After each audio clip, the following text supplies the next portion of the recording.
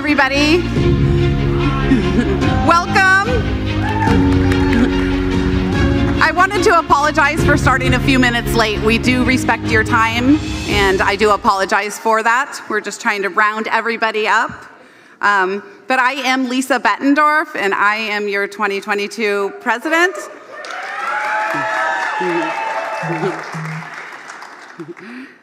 I'm really excited to be back in person, and I feel like it's essential after these couple years that we do start doing events in person. So thank you for attending. But we are also virtual today for everyone who couldn't make it because of the snow or pandemic. So welcome to our virtual visitors. One thing that we have learned in the past few years is that our online presence is super important. And today we hope that you do walk away knowing a little bit more about how to make your social media shine.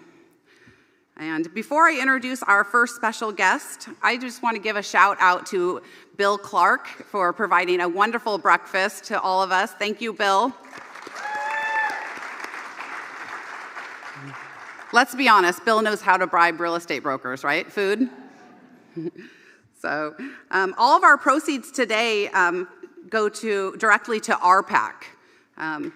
And telling us a little bit more about RPAC is Ashley Fordham. Ashley is a principal broker and owner at Windermere Heritage in Salem. She's the Mid-Valley Association of Realtors president and the District 2 vice president for Oregon Realtors. If we could all welcome Ashley.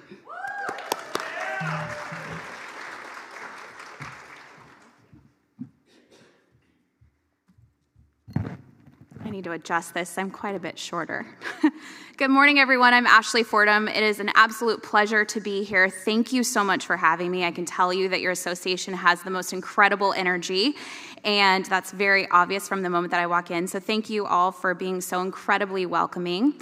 I first and foremost want to congratulate you on your second year of winning the Triple Crown Award. That is absolutely impressive. So please give yourselves a round of applause. This is absolutely an incredible testament to your commitment to our industry, and I'm going to talk to you a little bit about RPAC today and why I'm so incredibly passionate about contributions to RPAC, because now more than ever, our industry is under siege, and RPAC gives us a chance and an opportunity to have a seat at the table where really tough conversations are being held. So, as we all know, the last couple of years of our industry, change is absolutely inevitable, and there is arguably no other industry more prone to change than the American real estate market, and I think we can all attest to that over the last couple of years. 2022 is shaping up to be a very dynamic year for our industry as we consider all the topics being brought to the table. For one, I'm sure you're all very aware of the NAR and DOJ lawsuit that's being handled at the national level. If you're not, I would really encourage you to do some research and follow up on that information. There's a lot there. That's just the tip of the iceberg. Not only do we have a gubernatorial election for the first time in over a year, or 10 years, that's absolutely incredible to think about. RPAC really allows us to have the opportunity to sit there and discuss really tough conversations with people. The standard of business practices are consistently being challenged, and the narrative around commission structure is really just the beginning of that. It's a common law of physics that we can get no more power out of a thing than we put into it. And the most important thing that you can put into your business is a thorough knowledge of the business. Today, as never before, business demands capable, efficient, trained professionals, and no person, no matter how clever they may be, can hope to win success in any business in this progressive age unless that person knows every aspect of that business. RPAC is part of the industry you must understand. RPAC is how we support realtor champions running for elected office. RPAC gets us a seat at the table, again, where those tough conversations are being held and deep change is being considered. If we want to impact the momentum of that change affecting our business while stewarding homeownership, RPAC gives us that voice.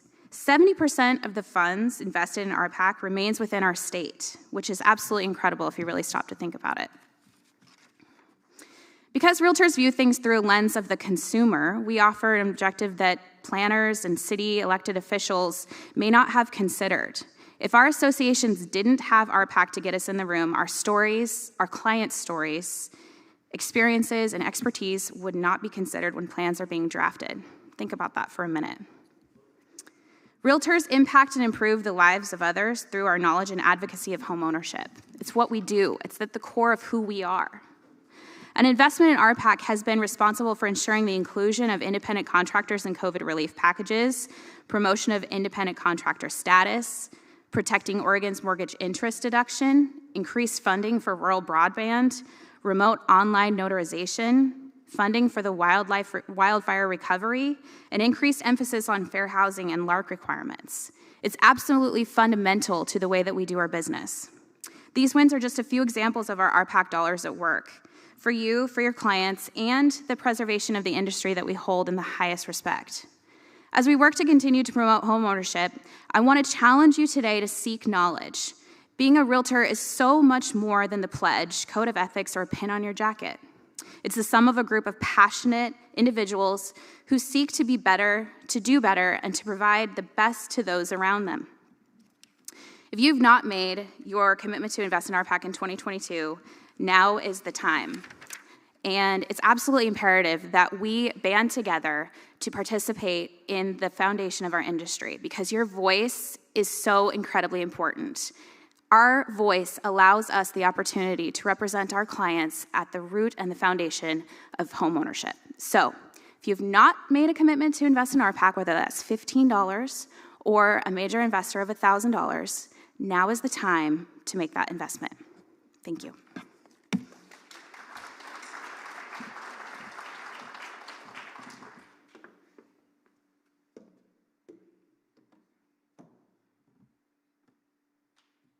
I'm being super careful about not falling. Thanks, Bundy.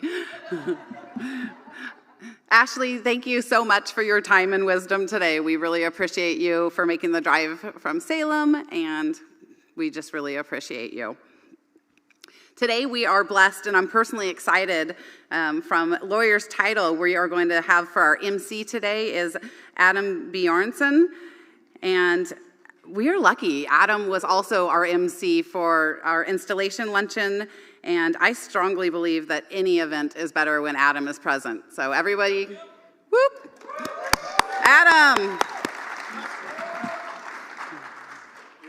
You're too kind. Thank you. I'll let you come down first. Thank you. Because I need a hug. Yes. It's been a while. Good to see you. Okay. I heard this was a party, so this is Tito's vodka. And they got a nice little chair for me here, which is just terrific, and scripts and all of that. But thank you to Lisa and Ashley, and a big thanks to all of you guys in the audience, because let's be honest, right? The conflict going on between Russia and Ukraine, we've got rising interest rates, we've got this little thing called a pandemic that we've been dealing with, and of course we've got snow, and you guys made it through all of that, so give yourselves a round of applause. I am super excited to be here on this great Thursday, the 15th annual East Metro Association of Realtors, and this is just exciting. And we're, of course, here, as you just heard, to raise money for RPAC. I have got this little clicker in my pocket that will be moving slides, and I will make sure we have it. But we've got a collection of 5 panelists on hand today. I'm going to get comfy if you guys are okay, right? Because this is going to be the living room kind of setup here today. So I think we're all likely to learn a thing or two before this day's over. But before I go any further, I do want to recognize, and I know you guys see the drum set behind us. We're going to rock out. There's going to be a disco ball coming down soon. It's going to be that kind of party here today. But I do want to thank Judson Royce Staging for the fine furnishings that they have brought us here today. So thank you. Yeah, kind of like I feel like I'm at home a little bit. In fact, fighting off the urge to take my shoes off. You guys don't want that. Okay, throughout the event, you guys are all going to have opportunity to win prizes through raffles and trivia questions, and even by just having your programs stamped by each sponsor today. So, since we are doing social media, I do want to see if I can get, and these lights might not be very good, but I want to make sure I can get you guys in a selfie. So we're gonna try and get everyone squeezed in there. There they are. Nice, perfect. We'll be posting that and seeing just how much this thing can go viral. Okay, we also have an online raffle, you guys, that is open to everyone. And whether you are here or with us physically or just kind of following along live on our stream. So point your browser to emar.virtualraffle.org. Again, that's emar.virtualraffle.org. The address is on the screens above me, I do believe. Or is that the clicker part that I need to switch in? No, that must be Lee Toft. He runs this, he does. And the money raised going to RPAC, but you're gonna have a chance to win some pretty sweet prizes. So let's get the party started, should we? Let's get the first trivia question out. So raise your hand. I'm gonna have to kind of probably stand up and see. Music to set the mood. I like it. Okay, if you guys were paying attention when Ashley was talking, you guys should know this. But I'm just gonna kind of pick someone at random. The first question is sponsored by Guild Mortgage. Okay, you guys are gonna get a nice gift card if you get this right. And of course, if I pick you. What does RPAC stand for? Is it A, Residential Politics and Community, B, Realtor Political Action Committee, C, Realtors Political Action Committee, or D, Residential Political Action Committee? Anyone know the answer to that? Raise your hand. Right there. Say it again. D or B? Ah, wrong. Next. C. Right here. Brian. The Whistler. Again, nailed it. Yes. Funny how one letter can just be right there. Mess you up. So Realtors Political Action Committee. That is correct.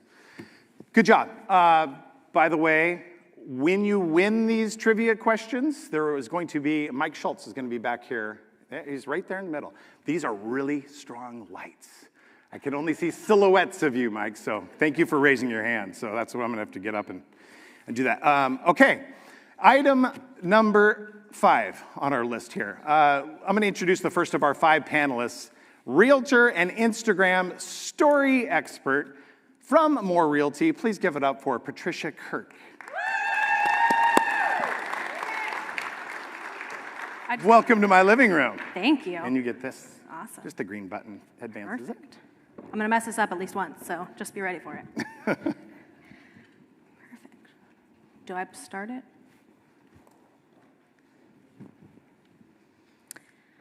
So hi, my name is Patricia Kirk, as he introduced me, but it is not Patrick, okay? So if you call me and you say, hi, I'm looking for Patrick, I will say, this is she. And I get called Patrick 2 times a week. No joke, I'll screenshot it. It's on my stories all the time. This is my husband and my 2 kids. They're cute. He's married, so careful. And if you want to follow me on Instagram, it's Patricia PDX Homes. So why am I here? I don't know. I saw a couch and wanted to sit down on it. So they didn't kick me out yet.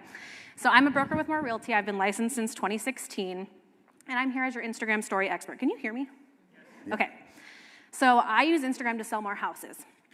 And I have one closing next week from somebody that found me just on Instagram. How cool is that, guys? Free marketing, and I'm closing for them. I also am involved in the industry. I'm on the Portland Metropolitan Association Realtors Board of Directors. I've been with Oregon Realtors, key committee members. I was YPN chair for 2 years. And I serve locally with the Beaverton Chamber promo partner. I run 2 Instagram accounts for the Beaverton Downtown Association. So if you see Beaverton Eats or Beaverton Downtown, that's me. And I'm on my daughter's PTO board. So I like to be involved, and apparently I'm too busy. So let's start. What are Instagram stories? So Instagram stories are this vertical image or video that's only viewable for 24 hours. Yes, there is a way to make it permanent in your highlights. That's our advanced course. That's part 2. That's next year. So what you can do is you can add so many cool features. But where it lives is it lives at the top of your screen, either on your homepage or on your profile. That red circle is your story. That means somebody has one. If you see a green circle, that means you're on their close friends list. So if they're sending you goodies in there, you better ask them on a date because you made their VIP list, okay? And Instagram lets you do some super cool features, right? So you can add filters and text and music and ask polls and questions and multiple choice. Hand-drawn arrows. I like to do hearts a lot. You'll get annoyed. But there's just so many things. You can mention other accounts, and then they share your story, and now their entire audience can see you. Okay, so I'm not gonna show you how to post. I'm not gonna go through those right now, but I am gonna tell you why you should use it. So I hear a lot, why should I use Instagram? Either my clients are out there, right? But the number one reason to use Instagram stories is to build rapport, right? I was just in a convention in Florida, and the amount of times that I heard people want to work with people they like, know, and trust, I would be a billionaire. But it's true.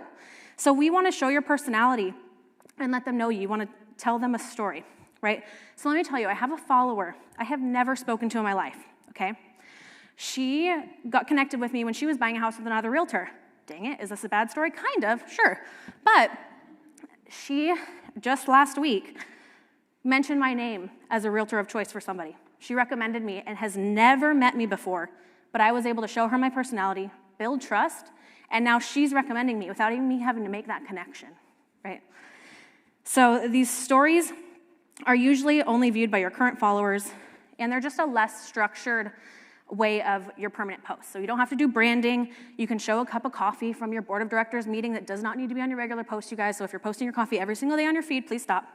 Nobody wants to see that. But it's just a lot of fun, and it's just your current audience. So whoever's following you is mostly who is going to see it. So why does it work? So we know it works because emotions drive purchasing behaviors, right? And thankfully, Instagram is a storytelling app. So if you ask any marketer or ad creator, they're going to tell you that the number one way to sell a product is to tell the story about that. That's why you see car commercials that have nothing to do with the car, right? So your goal is to foster an emotion from your story that creates a desire to act. It starts as small as them trusting you, like we talked about, building that rapport, relating to you, being funny, to eventually buying from you. And you are the product. You are the realtor. They want to hire you. So here's some ideas to post your daily stories. And I'm not going to list all of them. We don't have time for that. They're going to kick me off here in a minute. But I want you to think of ways that you can tell a story that plays off emotions as you're reading this. So I'm going to tell you right now, I have never had a client call me because I do a walkthrough video of my tours. They're great, they're beautiful, but make it interactive. Create a poll. Ask them if they like dark or light cabinets, right? Ask them if, I have one yesterday, a gold door. Do you like this, yes or no? The more engagement you have, the more people are going to see it. So, and when maybe you do talk about upgrading your house, who are they going to call when they go to upgrade their house? They're going to be thinking of you. Oh, Patricia showed me that I could be updating my kitchen to make more profit. They're not going to call me because I showed them my house tour. So learn from my mistakes. Do not be a look at me Instagram poster. I mean, you can, and I do it all the time, and if you see me doing it, you can just message me and be like, dude, please fix that. So this is one of the last things I want to leave you with. Remember the emotions. You need to solve a problem for your ideal client from your post. So let me ask you this. Do you think someone wants to work with someone that says, look at me, I sell houses. Look at me, just went pending. No. They're going to work with someone that tells a story. Something like, oh my gosh, my client called me, they're stressing, their husband's in Texas, they're relocating, both the kids are at home, they're stressed, they don't think the movers are going to be able to get it all done, they just don't know what to do. And I sent them an ice cream cone, and they went and let the kids go, and I facilitated the movers at their house for them, right? Now they're less stressed. I fixed that. So do you think that somebody's thinking instead of, cool, Patricia sells houses, great for her clients, like whatever, I don't care. They're thinking, wow, look what Patricia can do for me, right? You want them to picture themselves as your client. You don't want them to picture you as, great, she's doing awesome, cool, great for her clients. No, you want them to say, wow, I want to be their client. I want that to be me. Nope, that's it. Cut off. So I had a video that was just some stories of some examples of what I do. I do reels a lot. But yeah, just make it fun, make it interactive, draw the emotion, think about what problem you're solving for your ideal client, and use that to really speak to them. Yes. Sure. Please. We like that. So these are just some examples. There's polls that you can do. This one got shared by like 10 of my friends because they thought it was hilarious. They're like, I can see you with your phone around your door. You can hand draw stars. You can just make it fun. Like something happens. You don't have to make it fancy, but you're just trying to solve a problem.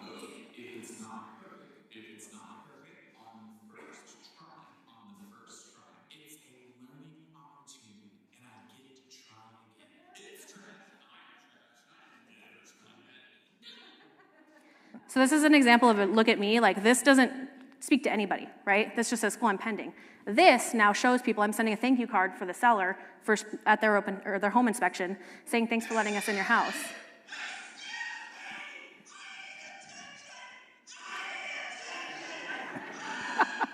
So now your client's thinking, shoot, I need to buy a house with a home office. Get these kids out of here. Green carpet, do you like it or no? Everyone said no. Just if you're wondering what the answer to that was, nobody likes it. So, I mean, even just your life, like a poll, get interaction. People that are commenting, those are the ones you want to follow up with. Those are the ones you want to write messages to. They're watching you. And then make it fun and interactive, right? So, like, this is a lot more enjoyable than just a post of who pays for what. And then here's the call to action. You ready? Well, if you work with me, the seller's going to pay for it all. And then this is just being relatable. My fingers were going to turn green and I'm changing a smoke detector. But it's just a lot more fun. So I hope you enjoyed that, just like he enjoyed this whipped cream. And thanks for having me. And I'll just sit in my seat right here on this comfy couch. Good stuff, good stuff. I'll take that. Oh, you want this back? Yes, please, thank you. I think the thing that you said right there too, Patricia, was build trust. I mean, those are buzzwords. Everyone in here is a salesperson in one way or another. Exactly. And we're ultimately trying to get to that one goal. But yeah, if anyone in here today can just take an idea, implement it into their own business model, that's kind of the goal of today, bringing items of value. Okay, great. Okay, we are now ready to, in just one moment, to meet our next panelist. But first, we've got a word from one of our sponsors, Apollo Drain.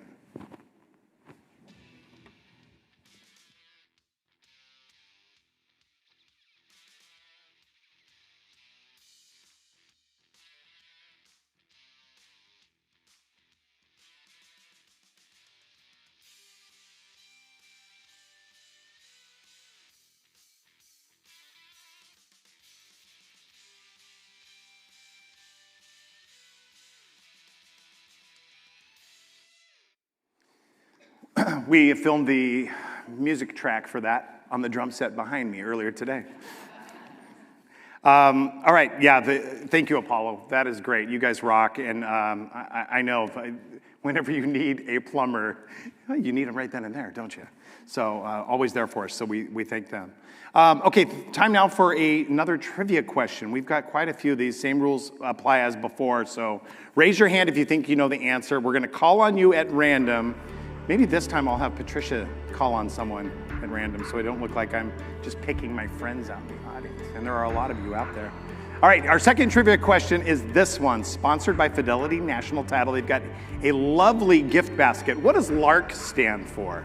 What does LARC stand for? Law and Rules Required Certification, Law and Rules Required Class, Legal Restrictions and Rules Confirmation, or Legal Requirements and Rules Course. Patricia, do you see a hand on someone that might need it? Yeah?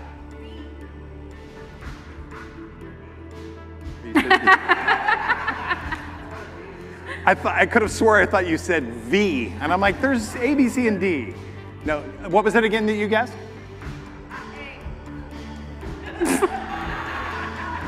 Wrong.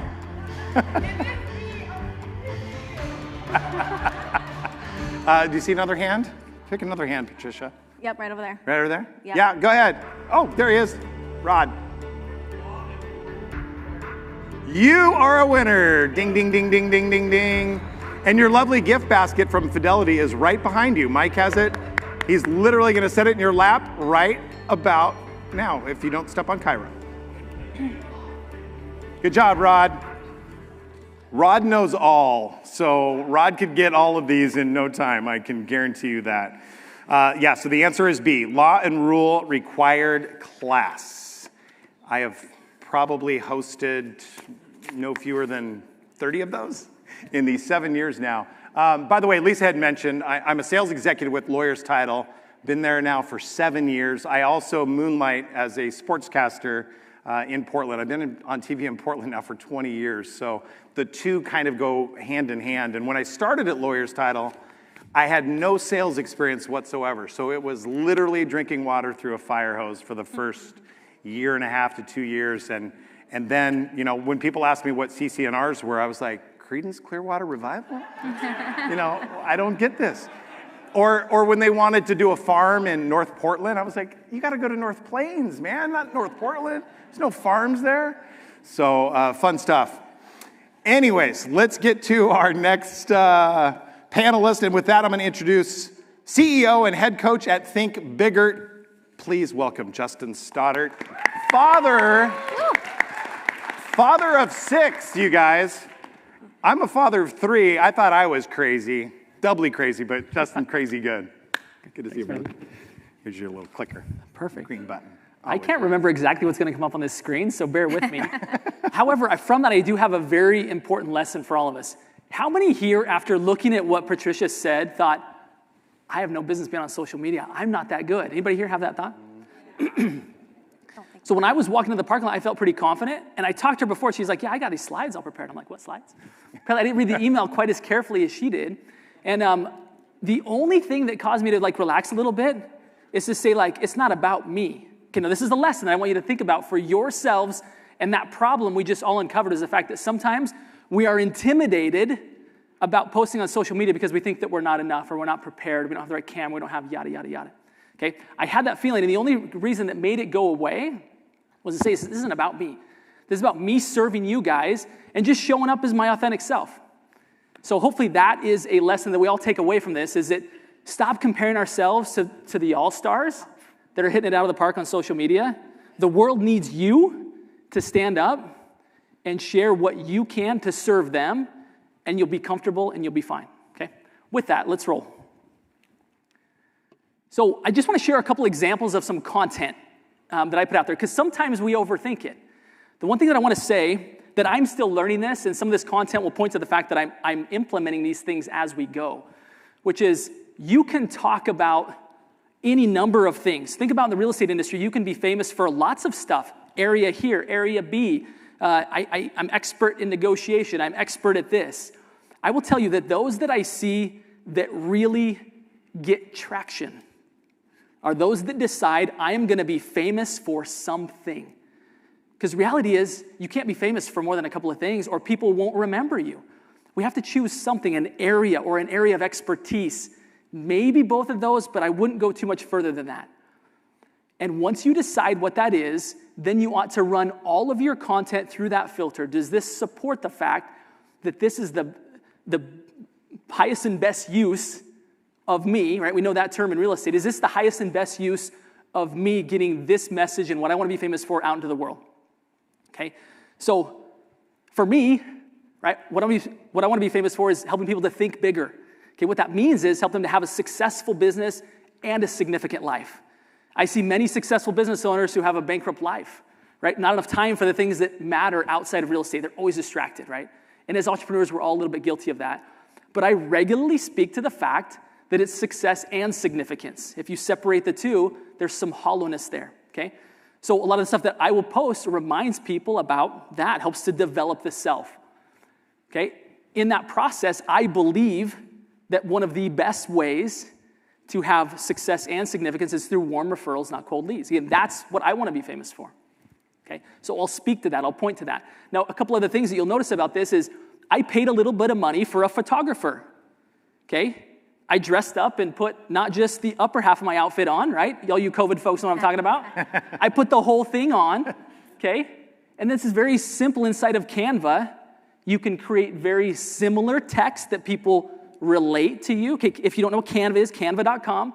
Very easy way for you to go and create very simple social media graphics. But spend a little bit of money to have some decent stuff that people stop the scroll and look at you, okay? Again, another piece there. These aren't even my quotes. William James. Never met William, but I use his quote, okay? Because again, I'm driving people back to this message that it's not just about being successful, it's also about having a significant life. With that being said, I'm going to turn the controls back over to Mr. Bjornson. All right, good job. Excellent. Coach Stoddart, everyone. Good work. It's inspired me to do 50 push-ups today. Speaking of heavy lifting, let's give another shout out to RPAC. They have got our backs, you guys, in Salem and DC. And let's show them that we've got theirs. And while we're on the subject of backs, Guild Mortgage, they are back with another trivia question. So this time Justin's we're gonna just have every panelist on these trivia questions pick someone in the audience. So you ready for another one? Yeah? You guys ready? Another question, okay.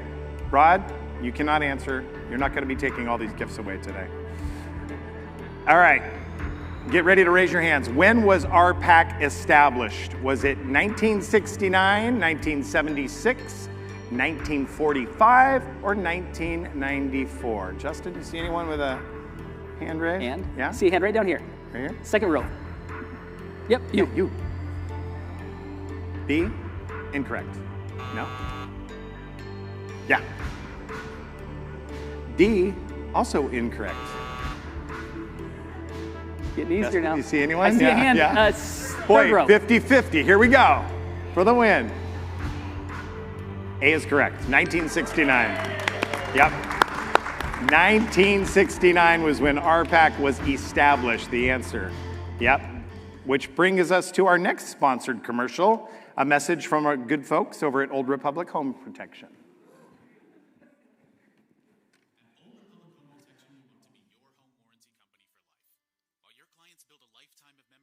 We keep their homes protected with comprehensive home warranty plans. Give your listings a competitive edge, keep your commissions in your pocket, and protect your clients' budgets from inevitable breakdowns. With 45 years in business and an A+ rating with the Better Business Bureau, you can trust ORHP. Excellent. All right, Justin just alluded to this in his slides by having Canva, picture of him using Canva, and we are ready to meet our next panelist. That would be Realtor and Canva power user, Rochelle Yukich, bringing her up to the floor. Yeah! Yeah! See? They love you already. Oh, I love you haven't it. even said anything yet. Thank you for having me. Come on up. Well, I'm Rochelle Yukich. I'm a licensed broker with Premier Property Group, and I've been in real estate about 5 years. A lot of you may know me from my involvement with Women's Council and the association. So today I'm going to talk about leveraging Canva in your real estate business. And if you don't know about Canva, I set up this great QR code for you. Go ahead and scan it today. You can have a free account, and this will give you one free Canva item. And so I want to talk about some things you can do to create with Canva. We saw these great stories that Patricia does, and you can actually create a template for this to ask stories, and you can post about holidays, and you can do postcards from marketing, you can do newsletters. How about buyer guides? Does anybody use buyer guides to just say, here, here's about the process? You can do listing presentations, you can create business cards, you can create logos. You can create your gift tags for your pop buys. There's just so many things that you can create with Canva. And here's just a few things that I've put together. Like you can running cardio with, running comps as my cardio. You try to tell the story, a little bit of personality. And just ask questions or be fun, like swipe right, like I'm gonna match with you, right? And you can do buyer tips or home maintenance tips, like use your vendors that you love, partner with them, get a video going. These are great ways to use Canva for your business. And the thing I love so much about Canva is they have a design school. So if you're new to designing, you can just click on here. They give you tutorials about how to use Canva, or even how to match colors if you're not into designing. There's so many tips and tricks. And then the other thing about Canva is there's templates. So you just go in there in the search bar and click real estate, and you'll see that there's so many things already there for you to use. So it's very user-friendly. There are a free version and then a premium version. And so this is just a great resource. Go ahead and scan the QR code. It'll take you right to the design school. And then lastly, here's a way to connect with me. If you scan that QR code, it is a virtual business card that I created in Canva. And if you click on any of the links, like Women's Council, it'll take you there. ARIA will take you there. Facebook link, you can connect with me there, as well as Instagram or LinkedIn. And I appreciate your time today. Thank you for having me. Good job. Good job. Thank you. You nailed it. You crushed it. Yeah, I'm blown away. I'm blown away at the number of resources, you guys, that are available on the net. I know there's a lot of other sales executives from title companies here. You guys know as well as I do, there are literally 200 different things that we have to know a little bit about. And that's in order to help you guys, the realtors and the lenders out there. So it's amazing. Clearly, Canva is one of the cool options to explore. And speaking of cool options, the in-person raffle giveaways. We have got those. They're going to commence following the conclusion of the panel discussion, but you also have the option of entering on the online raffle. So we encourage you, head over to emar.virtualraffle.org. Trust me, you will be glad you did. And while we're on the subject of giving things away, let's unveil our fourth trivia question. This time it is sponsored by NextView Reverse Mortgage. Bring the music up. I like it, guys. Good stuff. This time Rochelle's going to help pick out someone in the crowd. And you guys know the drill. Raise your hands. Rochelle will pick you if she chooses. The question is this. Today, what is the minimum age that a borrower needs to be qualified for a reverse mortgage? To qualify for a reverse mortgage. 62, 67, 55, or 65? Rochelle? I would just say like the third row. I just saw third row right here. Right here? Yeah, Okay. she's got a little heart. She's got the heart up. Yeah. Yes. Just the shadow. What is the answer?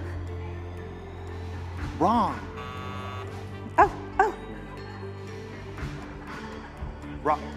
Wrong. Okay, I say over here. How about, second row. Second one in. C, 55. Correct. All right. What? Oh, boy. Oh. Really? Oh, Uh-oh. double prize Lee, winners. there's going to be a fight. Is next view here? A fight is going to break out. Next view here? Is NextView here? Are we double? Yeah. Were they the one providing? Hey, don't shoot the messenger. I know you always do. It's a proprietary reverse mortgage. Is 55 or less. There you go. So now they're trying to sell their product here. I see. That wasn't in my script. Sorry. Maybe you guys, if it's a gift basket, maybe you guys can split it. Yeah. Or if it's a Share. gift card, maybe you find something you like on Amazon. I don't know. You guys handle that. I've just got my Tito's vodka. That's all I need. All right. Speaking of age, while she was a long way to go before qualifying for a reverse mortgage, this is exciting news. EMAR President Lisa Bettendorf has successfully closed another birthday today. Woo! Where's Lisa? Where you at, Lisa? Stand up, birthday girl. Happy birthday. Woo! Happy birthday. Your birthday makes the super meeting that much more super. Okay, now without further ado, time to introduce the Zentap Vice President. He has traveled, by the way, you guys, further than any of you. In fact, probably further than all of us put together. He came all the way from Miami, Florida to be here today. Dylan Meyer, please come up here. Yeah, came from Miami, and we introduced him to snow. Wow, this light is strong. Yeah, it is. I want to start out by thanking Lee for inviting me over here. He has one of his colleagues that's our client. We currently work with around 2,500 real estate agents across the country. We do online marketing and advertising. And what I really want to start out with is pointing out the difference between marketing and advertising, because many people tend to confuse the two. So advertising is you putting yourself in front of potential clients. Marketing, which a lot of business owners tend to forget is important, is actually putting the right information in front of your clients. And that's how you generate referrals, by the way, okay? So has anybody heard of Gary Vaynerchuk? Please raise your hand. Not that many people. So I strongly recommend you guys get the book by Gary called Jab, Jab, Hook. Now, the key about this book, jab, jab means give, give. Hook means ask for the business, okay? What a lot of business owners and real estate agents do is whenever they post on social media, whether that's Facebook, Instagram, and LinkedIn, they're asking for business. Now, when somebody's constantly asking for business and talking about themselves and their listings, nobody cares. But if you're jabbing, providing value, educating your sphere of influence, educating your past clients, then when you go ahead and hook and show off your listing, now everybody's a lot more interested. And that's really the secret here of a lot of these YouTubers, which we use that strategy as well, right? YouTubers provide free value continuously. And then when they have a new book coming out, everybody's more than happy to purchase it. Now imagine if every single video they posted was about themselves and their books and what me. Nobody would even follow them. So really what I want to focus on right now, we don't have that much time, is getting you guys to understand that social media is best for educating clients and providing value to your prospects and to your sphere of influence, okay? It's not just like Zillow, where you're putting yourself out there and it's all about you and it's all about your listings. So kind of like what Justin really focuses on is all about referrals, right? And those are the best clients. That's what social media is all about. Media is advertising. Social media is about making that into a sphere of influence, okay? And what we do for you guys that are interested, I'm more than happy to speak a little bit about our software, our services, but we do content for Facebook, Instagram, LinkedIn. We build websites for around 2,500 agents across the country. And we really focus on what your unique sales proposition is, okay? And make sure that the content is customized to you and targeted to your sphere of influence. Thank you for letting me share. Dylan, thank you. Appreciate it. And with a name like ZenTap, I'm hoping you can maybe advise on meditation issues. Feature my Zen, because for a while now I'm thinking of changing my mantra, but... That's actually where we got we thought of the name ZenTap because we figured that a lot of agents freak out when it comes to marketing online, right? So you got to be Zen, just ZenTap. It works. I like it. I like it. Okay, when it comes to help, all of us in real estate community can benefit from the help of RPAC and what they provide, so let's not forget to allow them help us. Okay, before I introduce our fifth panelist for today, we've got a spot to share from our friends at Black Knight and the Paragon resource that they offer. I think you're going to find this helpful as well.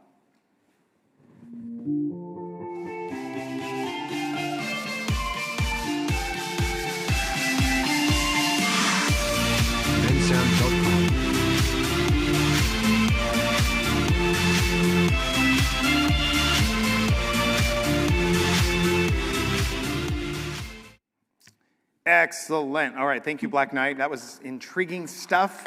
Yes. And for those of you who wish to learn a little bit more about Paragon, I imagine our friends at RMLS can lead you in the right direction. So, RMLS, shout out. All right. While we're on the subject of connecting, our next panelist is going to share with us now how to be the mayor of your own digital community. Without further ado, I'm going to bring up Mr. Dale Chumbley to the stage. And he's got this seat where he gets to sit right next to me. It's like the bad student in class, right? Absolutely. Sit right next to the teacher. Face. Right. Is out it? Here, it totally. Is it? Okay, perfect. It's probably an improvement then. Hey, everybody. Right in my face. So. I'm like, that thing's right in your face. This side is only seeing the orchids. Yeah, they're lovely. Beautiful. So thank you for having me here. It's so good. It's been a while since we've, at least in my world, having a lot of on-time or face-to-face time, so this is exciting. My name is Dale Chumbley, and I am a realtor in Vancouver, Washington. I've been selling real estate. This is my 28th year, so I'm just brand new to the business.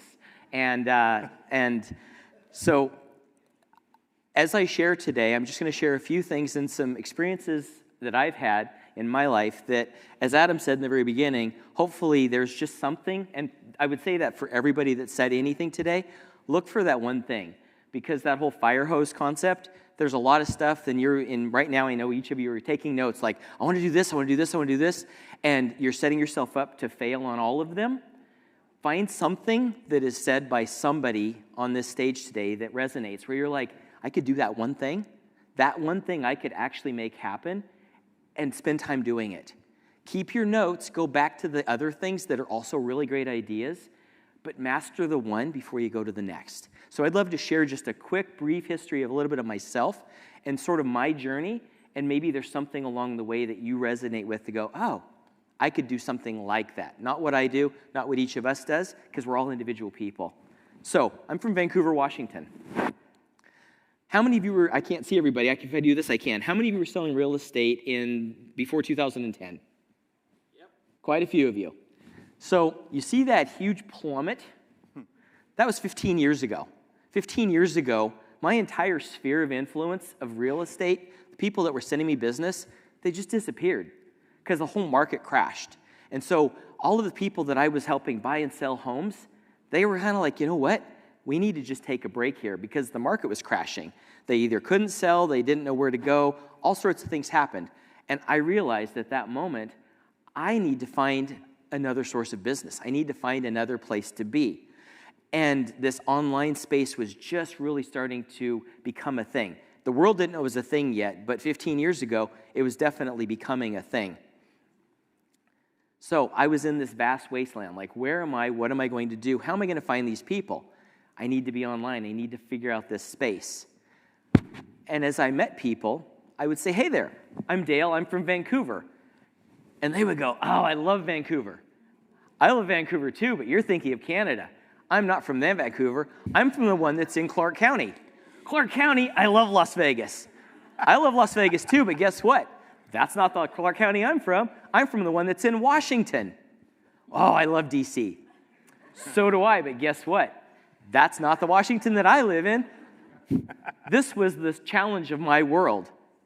So I had to figure out, how can I get online and become the one person that everybody thinks of, online and offline, when anything real estate related is needed pertaining to the town, the village, postcode, geographic defined community, whatever community is. Community can be a lot of different things. That's what I had to do. That was my challenge. And I was starting to build online. This is my MySpace profile. How many of you had MySpace? Come on. How many of you sold real estate because of MySpace? Anybody? There's one. I'll tell you, I've sold millions and millions of dollars as a result of MySpace. Wow. In real estate. I've sold millions of dollars, not currently, but that was a starting point of being online and creating a presence. And the thing that I have learned throughout, no matter what platform you're in, if you're on Instagram, if you're on TikTok, if you're Facebook, MySpace, whatever the platform is that you're on, the most successful thing that I've done is find opportunities to get face-to-face. Find ways to get face-to-face with the people in your world. The last couple of years, that's been a little bit trickier. But going forward, find ways to get face-to-face. What are some of the things that I've done to do that? You joked about nobody wants to see your cup of coffee every day. That's true. That said, maybe there's a brand new coffee house in town. You go to that coffee house and you take a photo of your latte with the latte art and everything, and you talk about that new business, and here's this great new coffee house. The people in your world, whether on Instagram, Facebook, or wherever your platform is, those people are going to comment on that cup of coffee. That looks awesome. When that person says that looks awesome, what have they just done? They've opened the door for an invitation to say, it was awesome. Can I meet you for coffee next week? Get face-to-face. How can you find opportunities to use your food, to use your drinks, to use the things? And people joke about food, but guess what? What's the one thing we do 2 to 3 times every single day, and we all talk about it? Food. Don't be afraid of it. 12 years ago, I created this little thing in Vancouver called 365 Things to Do in Vancouver, Washington. It was a blog on my website, my hub, the place I wanted people to go. They could also find homes for sale. They could find content about that. I was creating something 7 days a week for 365 days. We'll talk more about that later on. I'm sure there'll be a question or two about that. But what I was doing was I was highlighting my community. It wasn't about me. It was about my community.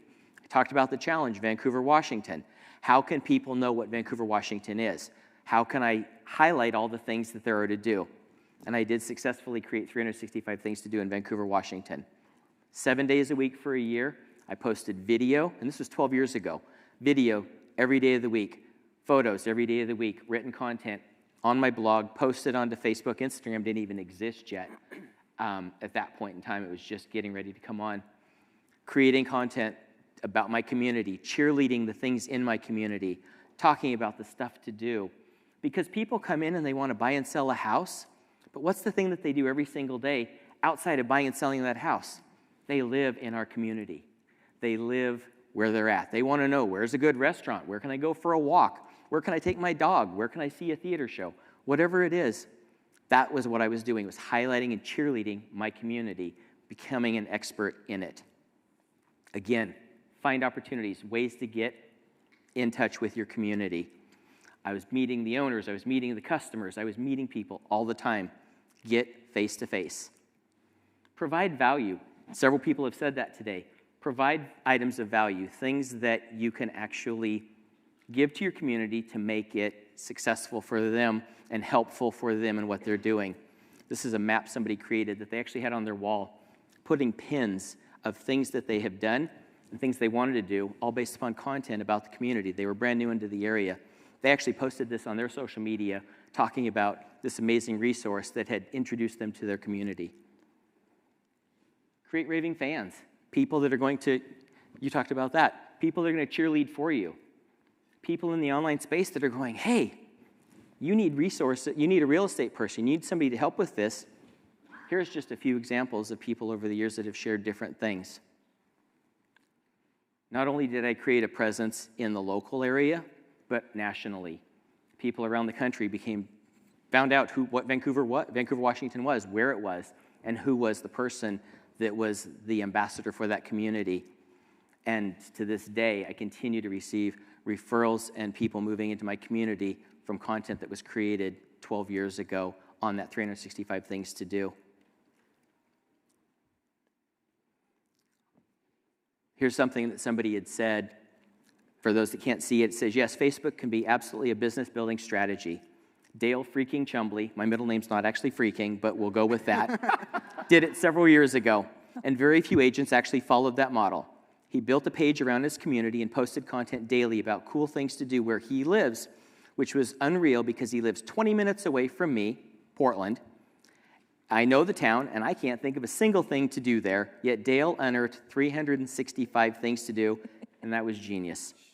It was not about him. It was about where he lives. It's about where each of you live. He says, I think 12,000 people liked and followed. We were a little over 17,000 people still on that page to this day. I have no idea how much business Dale did from that. A lot. It's not my place to ask, but as a marketer, I found the effort to be really creative. But that is one effort, one idea. Hopefully it gave you an idea, and I'm looking forward to this panel and hearing from everybody up here, and thank you so much for having me. I appreciate it. Good stuff. Good job. Thank you. I want to know more about MySpace because I had one friend, Tom. That's all I had. I was friends with Tom too. We were close. Everyone had, yeah. Everybody, were you close with Everyone loved Tom? Yeah, he's my number one. Good stuff. Top 10.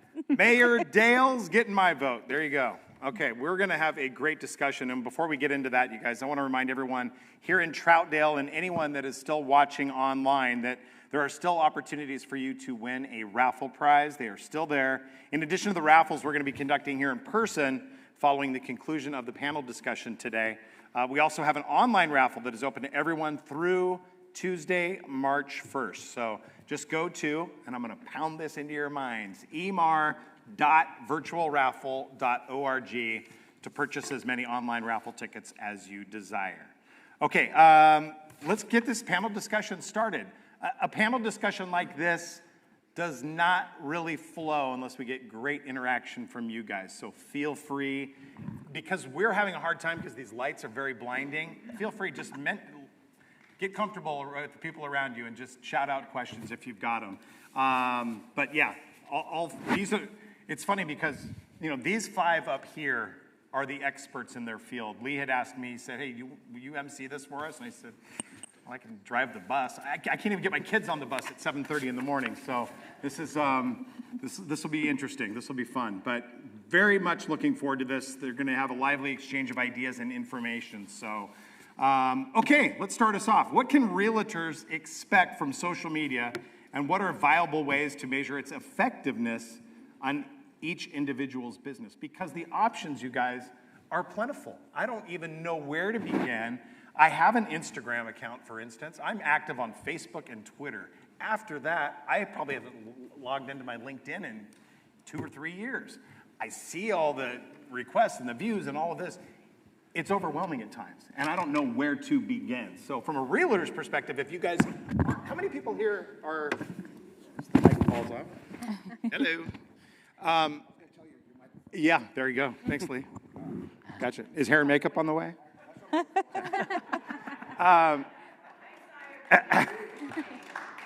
Trying. Where do you begin? Is anyone here right now, and this, we need to know if people here aren't active on social media. Is there anyone here not active that would like to become active on social media? Or doesn't know where to begin, yeah? I mean, how do you get someone just started, because you guys are the pros? I would say you need to go with what you're going to use. So if you're not going to log on there, do not set up an account. Do not start posting, because you'll get interaction from people in your messages, and if you're not on there and you're not checking, it doesn't look good on your part. So make sure whatever you sign up for, you're going to actively use. So that would be my advice for you. What moves the needle? First and foremost, like if you are using social media to gain business, what is the first thing that you should do? What's the first social media outlet that's going to get you business a little bit more? I would say don't try and use it to get business. That would be, be personable, be human, be real, allow them to get to know who you are. And as far as the location, where are the people in your world? Your current clients, where are they at? For me, I can tell you, I have Instagram, I love Instagram. My playground is Facebook. That's where I'm going to get engagement and interaction. It's like, it's the whole adage of showing up at a cocktail party and handing business cards to everybody saying, hi there, I'm a realtor, hi there, I'm a realtor. That's the fastest way to turn them off. How do you become human, and where's the playground? The people that are already there, that's where I would spend my time and focus and building that business. And Patricia, you could probably speak to that too, because that's all you're doing, right, on Instagram. Yeah. Is just any content is going to be good content for you. Well, and it's funny because I always speak to each platform is going to have a different audience, right? So for me, Instagram, I get a completely different following and interaction than I do on Facebook. So I'll post the same thing on both sides, and even a poll will have polar opposite responses, and I'm like, what the heck am I doing? So do I need to disconnect them? At one point, I kind of feel like you kind of just have to do it, right? So you're going to play and figure out what makes the most sense for you, but then figure out what platform works for your ideal client and be there and pick something that you're going to be consistent on. Justin, let me ask you, every person is different. Everyone's got a different way of how they want to do things and utilize social media. What do you find working best? Yeah, so I think it's important to go back and ask, and this has been said by a couple of people, and I think I even emphasize it, is we have to go back at a universal level. All of you are able to help people buy, sell, and invest in real estate. And the thought is, I'm going to say that, I'm going to cast as wide of a net as possible so I can catch as many people as possible. And that's actually like a strategy that will not work. Because you're in a sea of sameness if you do that, right? Every realtor that they know also can help people buy, sell, and invest in real estate. And remember, your job is to become famous in their mind. I like to say that it's you're gaining real estate in their brain. You're trying to be remembered. And so ask yourself, who is the person, the clients that I love to serve? Sure, I love any of them that will close a deal with me, but beyond that, who are the ones that I actually thrive? I get more energy working with them. And then ask the question, where do they hang out? And then what are their problems? And then what can I do to solve those problems? I think if you go through that, like who are the people, where are they at, what are their problems, how do I serve them? Social media gets fun and easy. And I think the question about what do I get out of it, you start to get some friends and some connections, which is where it all begins. It can be overwhelming, right? How many of you in here feel that? Like social media is so overwhelming, I don't know where to begin. It's just there's this, there's that, the other. I have signed up for all of these, and again, I know how valuable your time is. You've got 6 kids. I've got 3, and they take up a ton of time. So it's hard to invest time in social media, but if you can become a pro at one and not have to try to fumble through all of them, would you say that's best? Dylan, what do you think? Yeah, I mean, ultimately, social media, whether we're talking about Facebook, Instagram, LinkedIn, or even if we're talking about MySpace and TikTok, they're just blank sheets of paper, right? And I feel like the first step is listening to the complaints that people are having in your community and where they're not getting those resources. You want to find a niche, right, where you can pretty much tell them, well, if you go to my page, you're going to be able to get information that you're not getting anywhere else. I love what Dale is doing. No wonder it works, because where else are you going to go to get 365 things to do in your community, right? That's where you're going to go. So you want to do the same thing on your social media pages. Is you want to listen to the complaints of your clients, and ideally you want to have a problem or a challenge that you can relate to, right? A lot of the value that Dale is providing is things that he struggled with himself, right? People were not able to, whatever the case was for him, he's providing value to his clients, but it's something that's personal to him. So he's passionate about providing that value. He's not just doing it to get business. He's doing it because he authentically can relate and he can provide that value.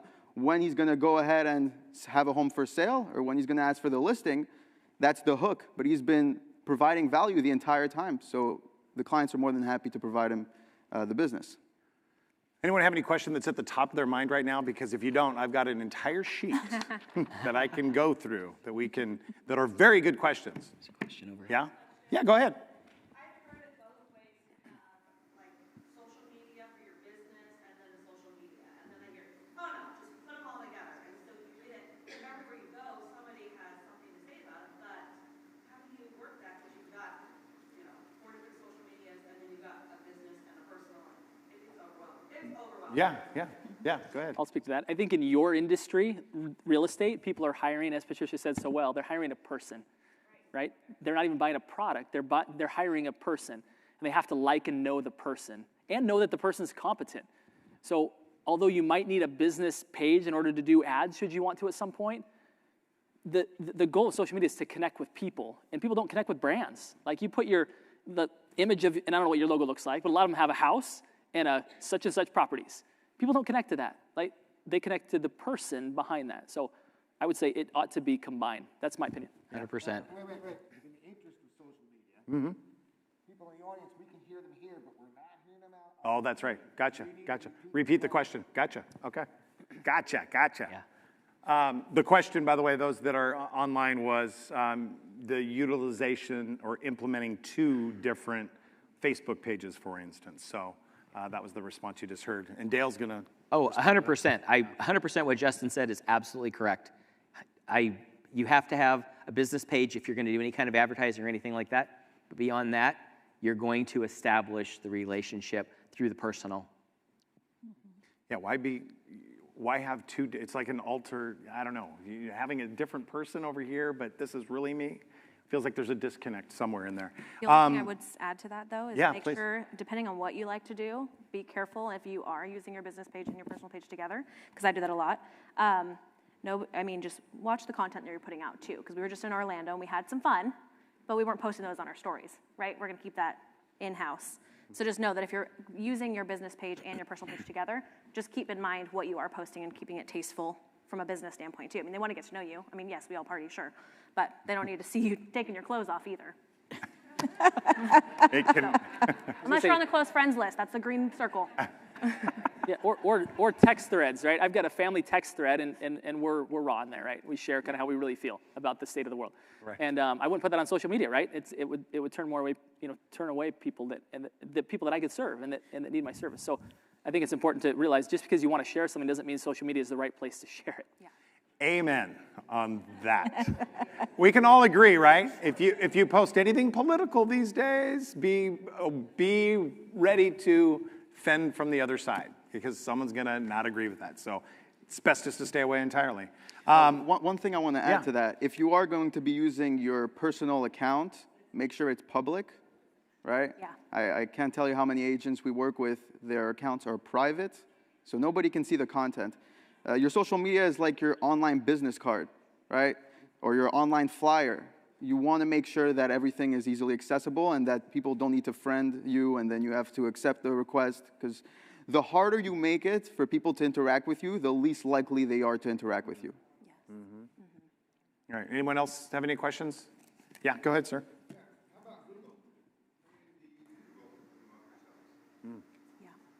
Point. Go ahead, Dale. Yeah, oh yeah, sorry. The question was using Google and how to utilize that in promoting yourself. In what sense? Google is? Google business page. Yeah. Google business page? Yeah, Google My Page. Business. Yeah, Absolutely. Have a absolutely. Google My Business page. One of the things that I've actually been recently doing is photographing the fronts of businesses.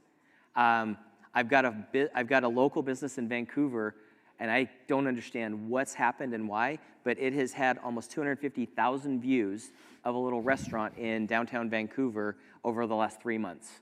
And I get stats from them, and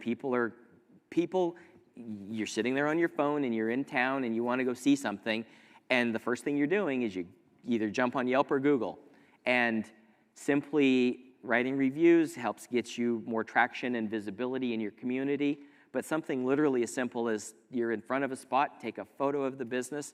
We now have Voodoo Donuts in Vancouver. I just photographed it and put it up on there. So now when somebody goes to look up Voodoo Donuts, they're now going to see the photo that I took of Voodoo Donuts.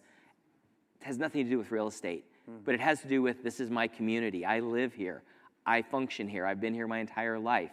And I know the community, and that's what people are looking for when they're looking to come to the area. The first place people are going to go when they want to know more about you is they're going to go to Google. Yep. And if you have a Google business page, they're super easy to set up. We set them up all the time at Lawyers Title, 15 minutes. And just Google yourself and find out if you come up over in the sidebar with your property or your business address, contact information, all that stuff. It's super easy to do. And ultimately, I mean, you want to use Yelp, right? You want to use Google. You want to use Facebook, Instagram, LinkedIn. You can be on MySpace if you want. But ultimately, like Dale was saying, is you want to have that one thing.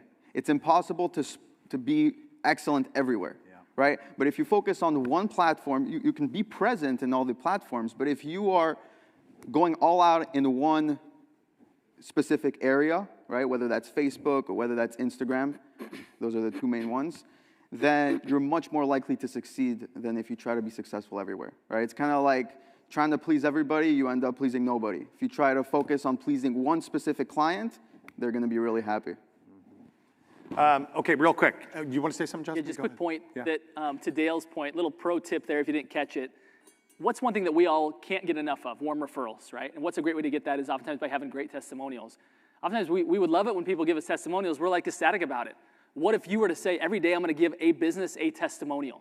Like, what would that do to just the relationships you have in the community? Like, absolutely brilliant. So that's a very easy, tactical thing that everybody can do here. You all go to businesses in town. Just start picking one. Maybe one a day is ambitious for you, but I think you'd probably surprise yourself about how many places you could say good things about. And it's amazing how that stuff starts to return. Not that you require it, but stuff will start to come back to you. And just to add to that, as I mentioned earlier, interview your favorite plumber, interview your favorite electrician, interview the people that your clients are going to interact with, and post about it, because it's a way for them to support your favorite people, and you're using these vendors anyway, so it's a great resource. And you can be using Apollo Drain. as we had Yeah, earlier. call As your Apollo. plumber, right? Cross-reference. I've got some great questions here, you guys, and these are coming from a lot of you. And I'm going to start down here with Patricia, and we're just going to kind of work our way down, but since she's kind of the Instagram queen right now up here, we need to know, yes, wear it well, what are the top 3 tips? How many people out here are on the gram, as they call it, the kids call it these days? A lot of you? And use it for real estate? Use it for business? Yeah? Okay. Top 3 tips for using Instagram stories. Yeah. So these are actually going to be pretty much everything that we've already set up here today.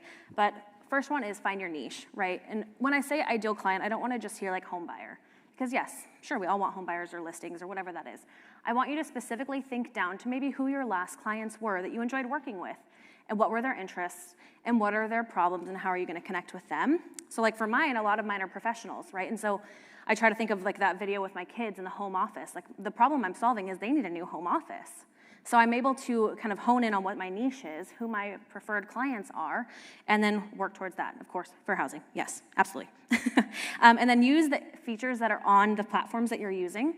So Instagram features, they have music, they have polls, you can ask questions, and the more that people are engaging with you, like Dale had mentioned, those are the ones that you're gonna reach back out to. So if I see somebody that's watching all of my stories, that is a lead for me, right? I'm gonna reach out to them and I'm gonna connect with them because I know that they're relatable and they don't like gold doors. Okay, cool, now I can open up.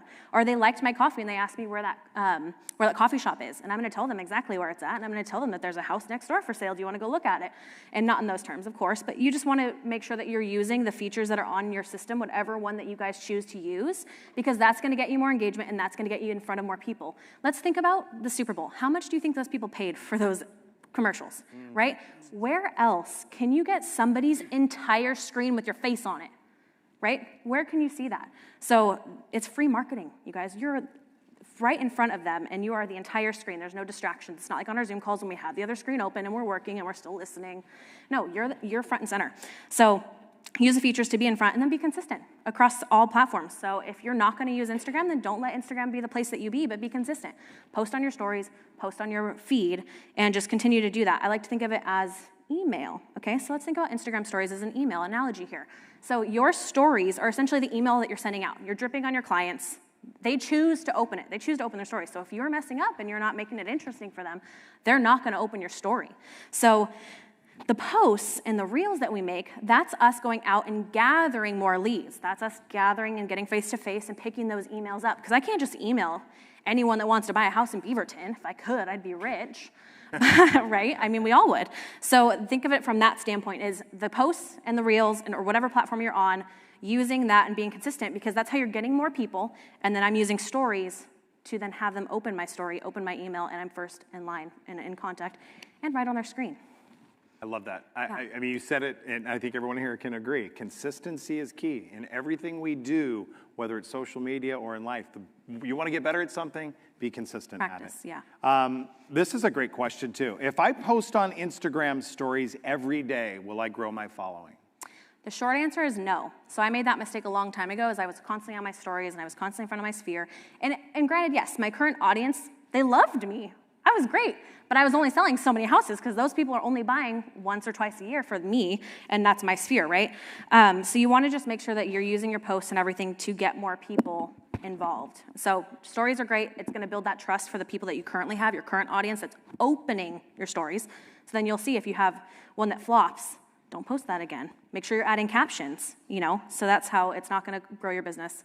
The stories are not, but they're going to build the rapport and they're going to make those connections deeper, just like everyone's saying, get in face-to-face and meet those people where they're at. Yeah. Can I ask you the question? What do you recommend to grow the following then? If stories doesn't do it, how do you reach a wider audience? So if you're doing just stories, you can tag the people. You can go to another local shop and get them to reshare, and then people are following you. But you have to have enough content on your post and on your page for them to want to stay, right? So your posts and your reels are what are going to garnish that interest, and so you want to make sure that your post is what is getting out there, using hashtags, being local, getting out there and asking people to follow you.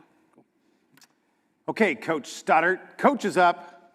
Whoop. We're moving down. What is the end goal of being on social media as a professional? I love it. I think if the end goal, and Dale spoke about this, which is conversion happens in conversation. Like people choose to use you once they're in conversation with you. So if the goal is just to post and ghost and be known, there's minimal value for you. But everything that you're posting should be, is this gonna lead me to be in conversation with people? And if it's not, now it could be a conversation using DMs. Patricia told the story today about how she's working with people that only knew her through Instagram. That's fascinating, isn't it? But we have to be asking ourselves, what content can I put out there that sparks a conversation? Stories is a great way to do that. There's some ways to do it in posts as well. But I believe that the end-all, be-all goal is eventually even to get ideally face-to-face with people. In this world today, that's maybe less important than it used to be in the past. Still important. But the key, again, is to be in conversation with people. That's how you find out what they need and how you can serve them. What are some of the most important components to using social media right now? Be interactive. Right? These are things that I'm learning. And if you're not following me on Instagram, at Justin Stoddard, I'll put that plug in there real quick, and you'll see the journey that I'm on. If you go back and look at some of my previous stuff, it's very much posts and ghosts. In fact, some of it I wasn't even doing myself. And I've realized now that this is a place for conversations to happen, right?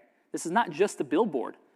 Billboards don't get you very far, right? They might reinforce a conversation that you had, or maybe warm up a conversation that you will have, but the most important thing you do is a conversation. So I would say that anything on any platform that you're doing, if you can get people to start to interact with it, that's the best use of it, is how do I get interaction from people so that I can find out what they want, what they like, what they need, so that then I can be in conversation to help them get that. As our fearless leader at Lawyer's Title always says, the fortunes and the follow-up. Have that interaction, and I love the conversion happens in conversation. I love that. That is such a great line for us to take. Yeah, good, yeah. Okay, Rochelle, you are up. I'm going to pass by Dale here, but I'm coming back to him. Don't you worry.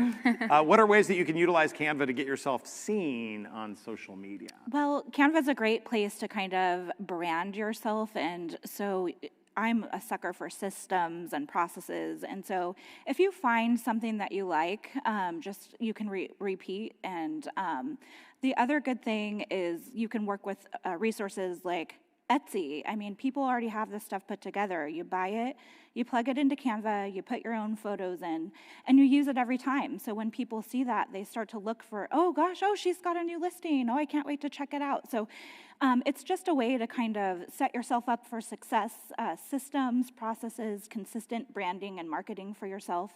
And so I think that's that, yeah. Aside from tapping on your QR code, which they should have all done, every one of you. Yes, good. How do people get started with Canva? How hard is it? It is fairly, like I said, user-friendly. So you kind of just like go in the search bar. I mean, if you haven't tapped on it yet, you can just get in there, and there's tutorials. There is design school, like it will tell you how to, create something from scratch if you want to, it's a YouTube instructional video.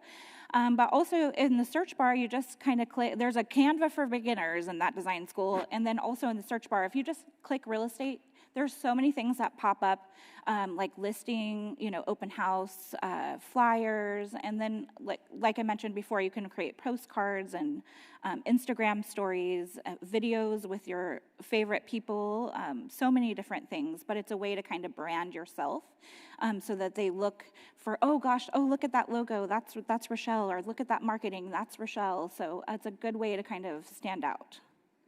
Good stuff. Okay. Okay, Dale, let me ask you, the mayor, do you recommend others, what you did with that 365 things, do you recommend others take on that similar type of project? Seems a little daunting. You guys up for Everybody a challenge? come in here. Yeah. Bring it. Just do all 365 different than what Dale did. Yeah. The quick answer to that question is don't do it. Okay. It was amazing. I'm so thankful that I did it. I've learned so much through that process. But the thing that I would encourage each of you to think about is we all have a different community. It doesn't have to be a physical location. And I will tell you, the 365, that aspect of it, on day one, I didn't realize the impact of what I was doing. It was February 16th that I started, and I decided I had been thinking about it for about a year, and on February 15th, I said, I'm starting tomorrow. Oh, no. And I called it day one of 365 things to do. And I posted that night. And on day two, at 10 o'clock at night, somebody posted on that page and said, we knew you'd never make it. What? And all of a sudden, the gears clicked into place and went, oh, shoot, they expect this every day. Because I called it day one of 365 things. So how do you become, isn't that funny? It was like this big, and then it was like, lit a fire though, didn't it? At that point, it was challenge accepted. Like, I will do this. I had people stressed out all over the world. They'd be 11 o'clock at night. Dale, you haven't posted yet. I'm like, I've got this, because I was still selling real estate. So find your community. For anybody in here that follows me on social media, if any, shout it out if you think of what I'm thinking about. What am I learning that I started taking up within the last year? Guitar. So guitar, I have found an entire new community around the guitar.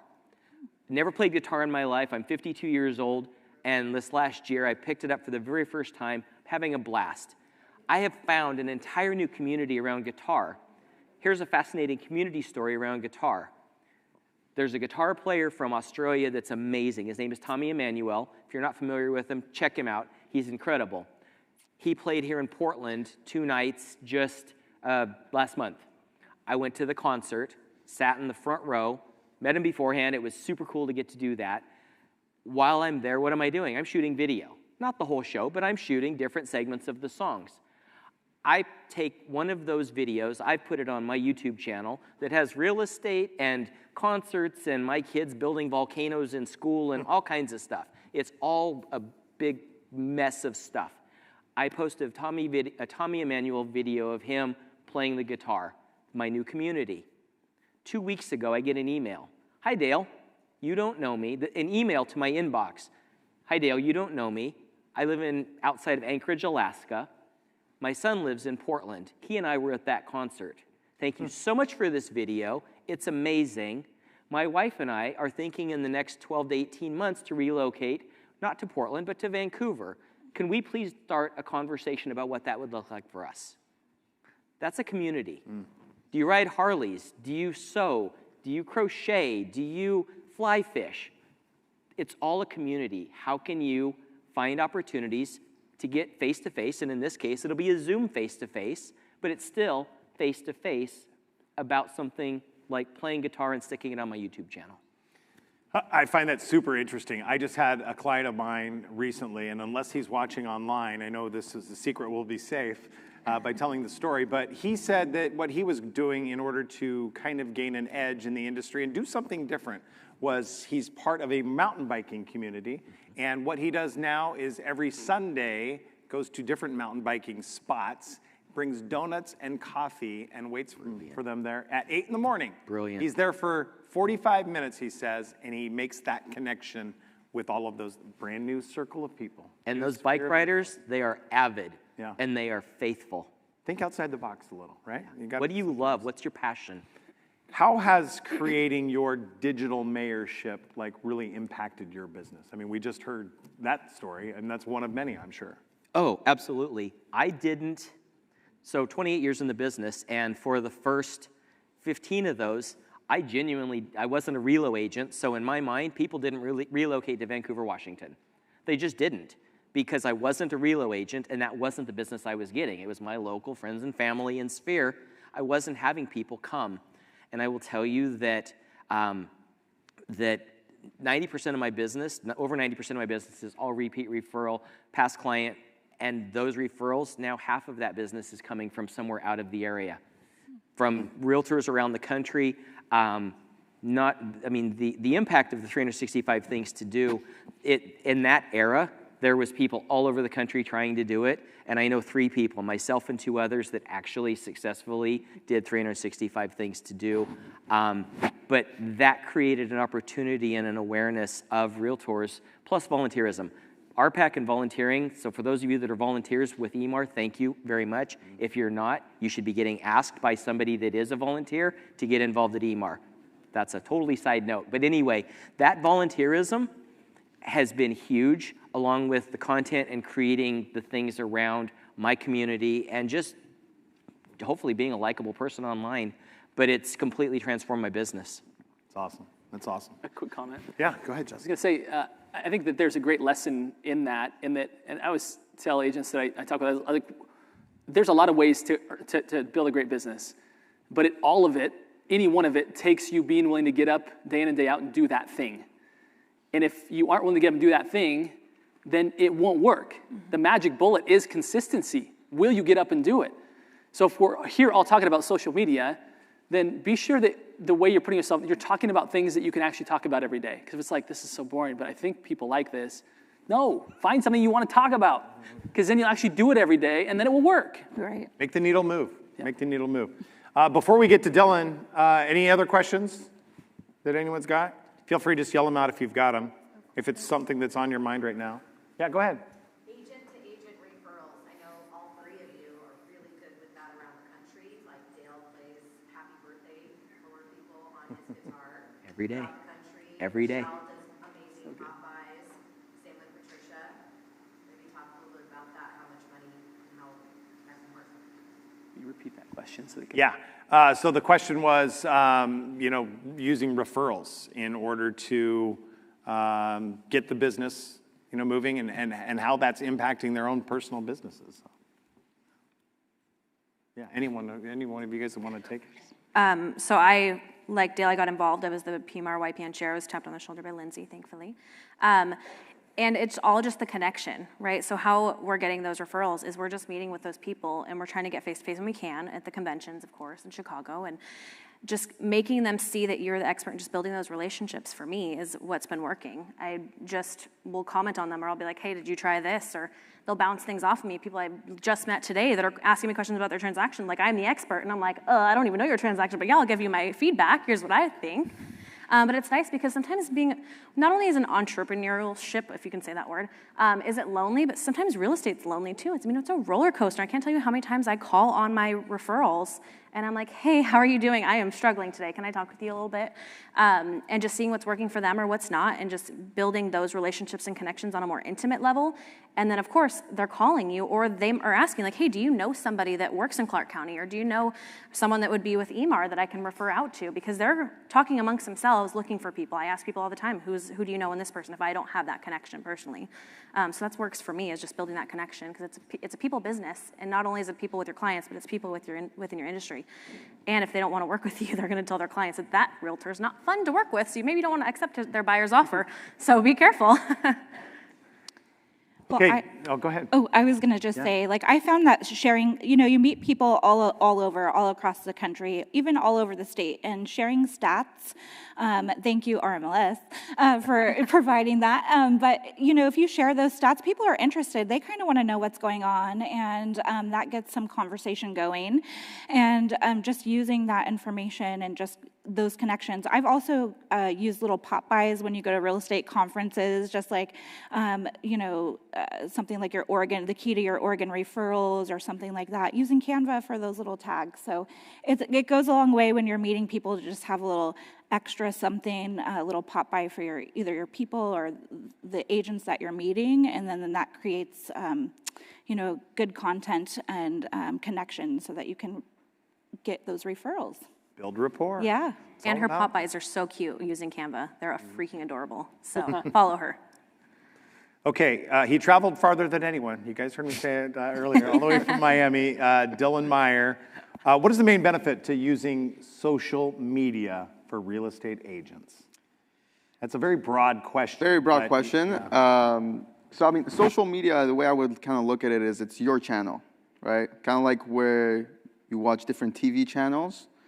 Why would somebody log on to your channel? What's the value that you're providing that they're not going to get anywhere else, right? And then when we watch a specific channel over and over again, we tend to buy the products that they advertise, right? So it's kind of building your channel, and then it's also building a fan base that you can interact with on a regular basis, and that they'll interact with you. But on top of that, why is social media so important? Because real estate is a social business, right? You guys are not in the real estate business, you guys are in the social business. You guys are in the business of people. And the best place to meet people in this century is on social media. Otherwise, we're shaking hands in person, and now with COVID, it's been pretty hard to meet in person. So social media is COVID friendly. You guys can meet people and interact with them and build relationships with them without actually having to meet them face-to-face. Ultimately, the goal is to meet them face-to-face, but it's a way to initiate and warm up the interaction, right? Once it's warm, then you go ahead and you meet them in person, and you can close the sale that way, right? But the key with social media is it's warming up your sphere of influence. Cold spheres don't really want to meet in person, right? We want to meet with people that we feel we can relate with, that we're familiar with. So if it's just putting ads and then expecting to get an appointment, it's not going to be as successful as putting an ad warming them up with social media, high-quality content, interactions, and then meeting in person. So it's kind of like a prerequisite to your meeting. Maximizing social media's use. You know, that's something a lot of people do very well. Right. Right? I mean, no, I don't think a lot of people maximize. Some people, yeah, some people do. Some people do. Yeah. The majority don't. Right. Honestly, I mean, I'm a real fan of what Dale is doing. Okay. I mean, that's exactly what we preach. But it's not the 365 things to do that's the key to his success. It's the fact that he's passionate about that. Right. Dale was doing it for so long and so consistently, not because he was just trying to get the business, because if he was just trying to get the business right away, he would have stopped after day 30 or before. He continued to do it because he was passionate about the content that he was putting out, and it got to a point where the business started coming in the other way around. Right? So the key here is to be passionate about what you're posting about, and if you do it consistently, when you do ask for the business, like I've been saying, then it will come a lot easier.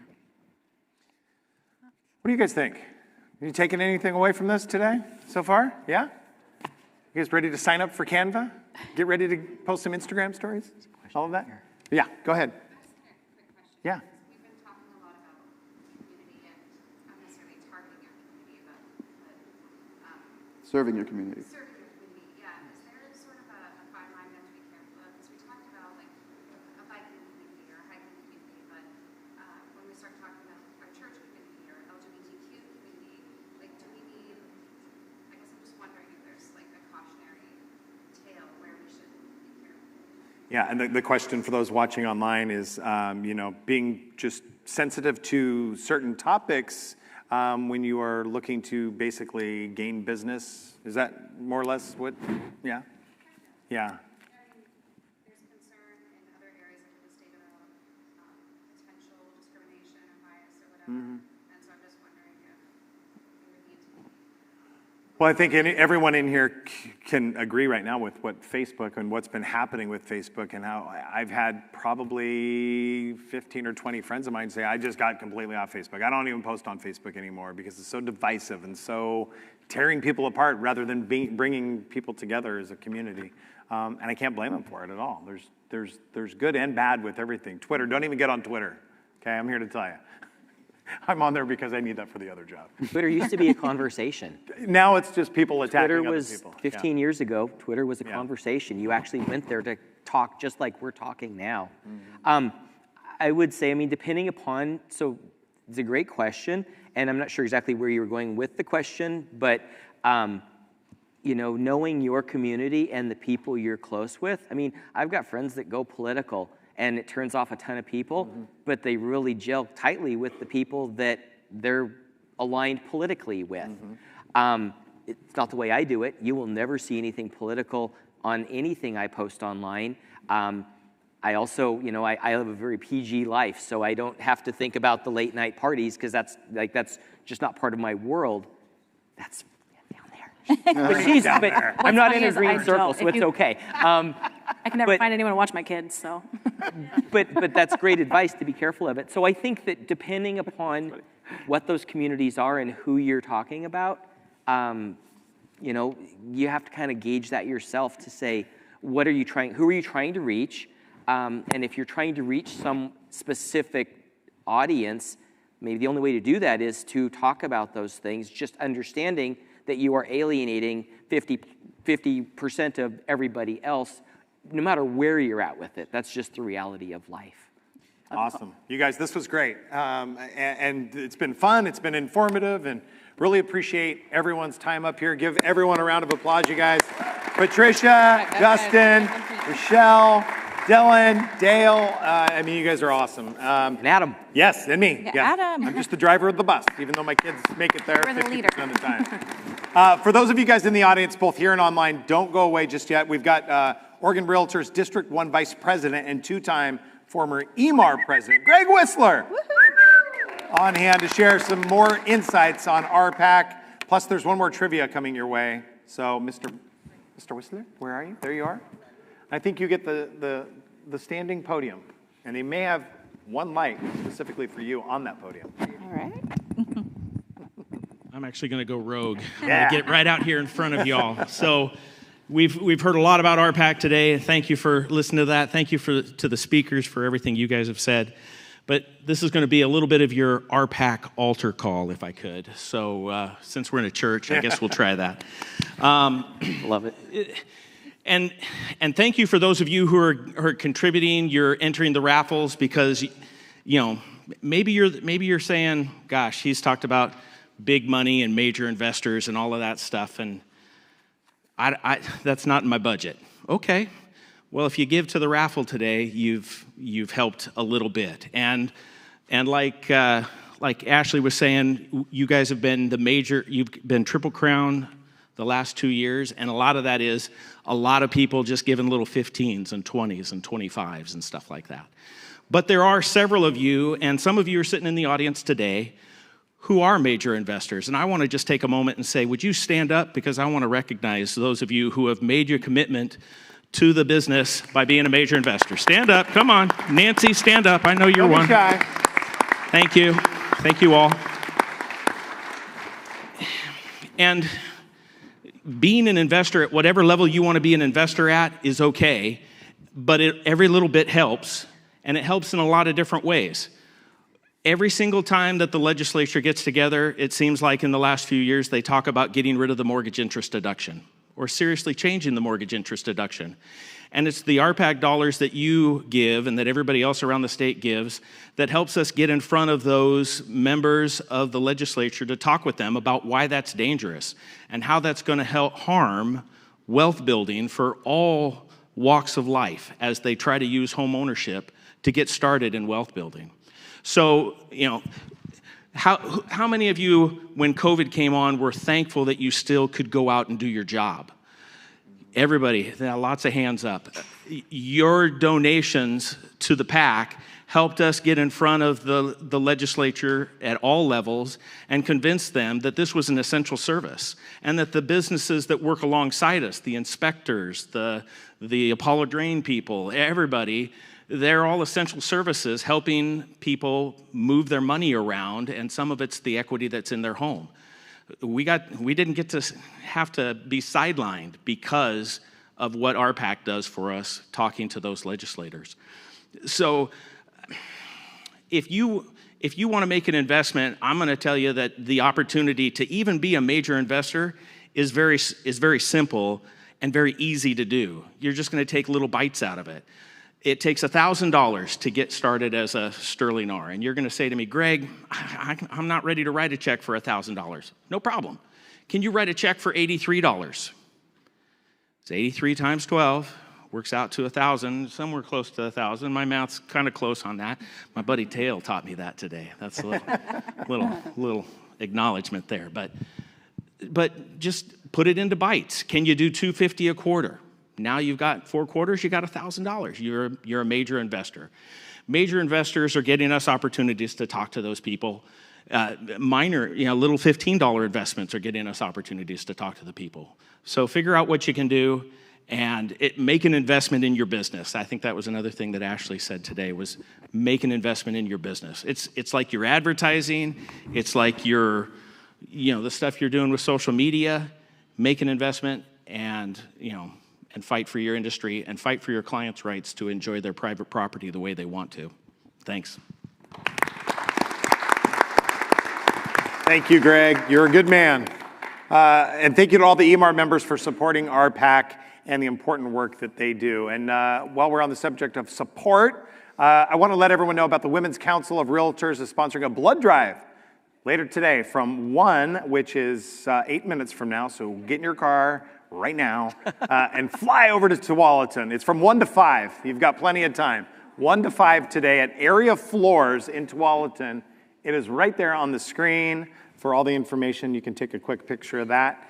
And there's a networking mixer. I know Patricia will probably be there. She's got a party. And that's from 4 to 6. You better post something on this today. I'm going to. All right. My close friends, though. Before we get to our final trivia question, I'm going to remind you one last time to sign up for the online raffle. Enter emar.virtualraffle, say it with me, .org. into your browser to be taken into the raffle site where you will find descriptions of the fine items that you could win. The online raffle runs all the way until next Tuesday, March 1st. So purchase your online raffle tickets today so you don't forget. It's good just to get that out of the way. Don't be left out in the cold. Okay, now we've got one final trivia question, and it is once again sponsored by Guild Mortgage. The music is, yeah, exactly. We need a little riff, a little drum set riff. Remember, raise your hand if you think you know the answer, okay? Everyone ready? All right, here we go. What type of loan can the appraiser call Tidewater? Is it USDA, FHA, conventional, or VA? What is that? D. VA. We can't see the top, you guys. I'm so sorry. Yeah. You are correct. You are correct. Yes. Yes. I'm so sorry, you guys up there. I mean, we literally, you can come up here. We'll give you guys a tour of what the stage looks like. And you can see what we see. We're like, really. Oh, there's a literally flashlight. get a tent up here. Yeah. I see your flashlight. Singing Kumbaya. But that is right. That is correct. Okay, you guys, that's it. That is, we've concluded the streaming portion, at least of today's EMAR Super Meeting. So those of you that are in person, stick around because you can still win some of these lovely prizes that our show gals are bringing up, right? All right. I'm Adam Bjarnson with Lawyer's Title. You guys, thank you so much for allowing me in. And good to see all of you guys face to face. It has been some time. So I hope we get back to normal like this. Thanks. Thanks, everyone.